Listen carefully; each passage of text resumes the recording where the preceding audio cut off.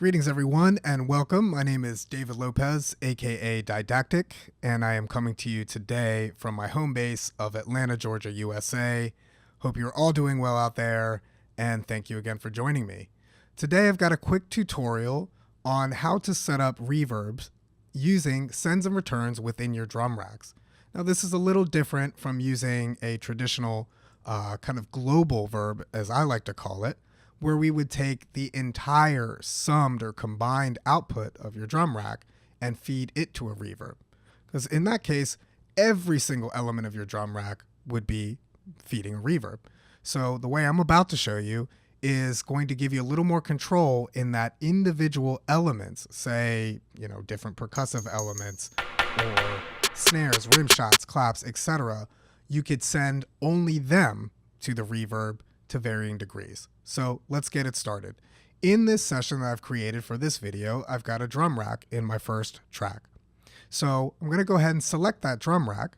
And by doing so, in the device view, I'm going to see my drum rack. Here it is right down here. It's a custom drum rack I put together with some sounds I selected from some of my sample banks. So having selected the drum rack, the next step you're going to do is within the drum rack down here, you need to make sure that your chain list is visible. So you can do so by clicking this button right here. So there you have it. Now we see our chain list with all of our individual chains, our individual sounds within our drum rack. The next step will be to make sure that your return chain list is available. So we'll do that by pressing the small R button right here within the drum rack.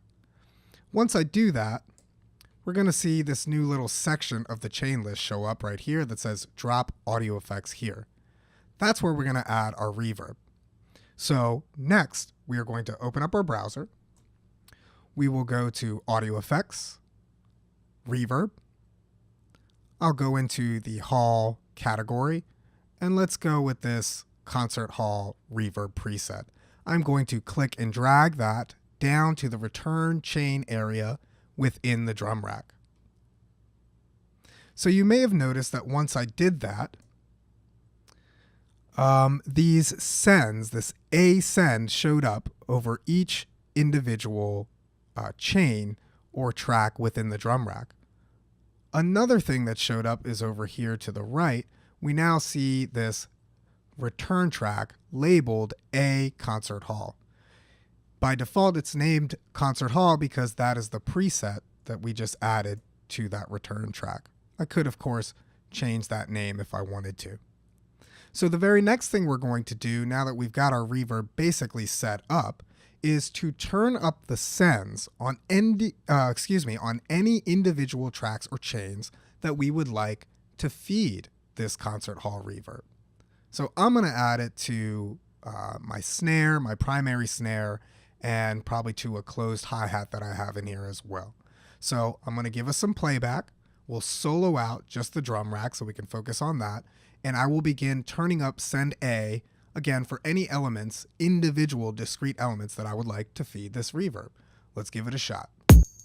Got a snare right here. The more I turn up my send, the more that snare is going to feed the reverb track, the return track, and ultimately the more reverb we're going to hear.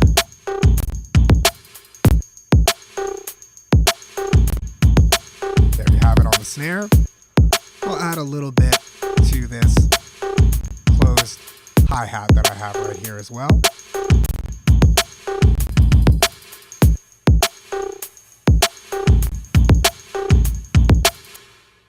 So there you have it, guys. That is how you can set up a reverb utilizing sends and returns within your drum rack. And again, here you're gaining more control than using your traditional send and feeding the entire summed or combined output of the drum rack to a reverb. Now you get discrete sounds only, those of your choosing, sent to the reverb. So that's it. Thanks for joining me today. I hope you learned a bit on this tutorial video, and I look forward to seeing you back here for the next one. Take care out there, guys. Peace out.